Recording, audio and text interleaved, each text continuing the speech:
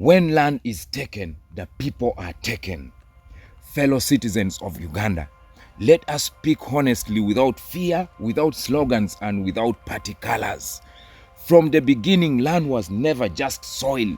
Land represents inheritance, identity, provision, and continuity. God gave land to families, not to systems, to generations, not to temporary rulers.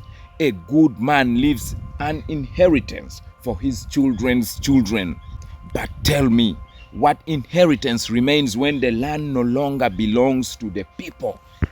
Today we are told the government must own all land for development, for order, and for progress. But wisdom asks a deeper question. Progress for whom? And at what cost?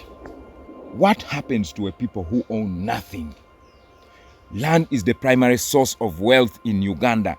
It is collateral, it is security, and it is dignity. If you do not truly own land, what will you present to the bank to educate your children? What will you build a business on? What will protect you when the economy turns against you? When the state owns the land, the citizen becomes a tenant, and a tenant lives by permission, not by rights. Is this independence or a quiet form of economic captivity?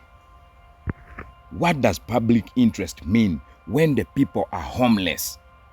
We have seen this before. A home stands for generations, and then one letter arrives. A public project is announced, and before compensation is agreed, before dignity is preserved, the people are removed. Ask yourself a question. If payment comes late or never, where do people go? Why does development always move people downwards? Why do villages disappear while slums expand? God is not a God of chaos or injustice. Can a nation call itself just while progress produces permanent displacement? When land is controlled, who controls your voice? Let us not pretend. When land rights are conditional, freedom becomes conditional. When ownership depends on approval, truth becomes dangerous. If land belongs to the state, who is safe to criticize? Who can oppose injustice without fear? A nation where land is used as a reward for loyalty and a punishment for dissent is not stable, it is silenced. And God warns us clearly, woe to those who make unjust law to deprive the poor of their rights. What happens to our ancestors, our altars, and our history? Ugandans do not just live on land. We are rooted in it. Our fathers are buried there. Our clans are formed there. Our sacred places speak there. If land is reduced to a government asset, who protects the graves? Who defends sacred sites? Who speaks for history when bulldozers arrive? A people without memory are easy to erase. A nation that bulldozes its ancestry is digging its own grave. What future are we quietly accepting?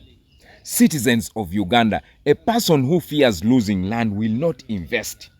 A farmer who feels temporarily will not plant deeply. A nation without ownership thinks only short term.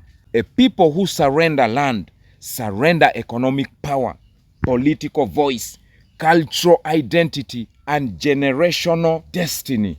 The ultimate danger is not poverty. The ultimate danger is total dependence. Because when the government owns your land, they own your home, they own your work, and they own your future.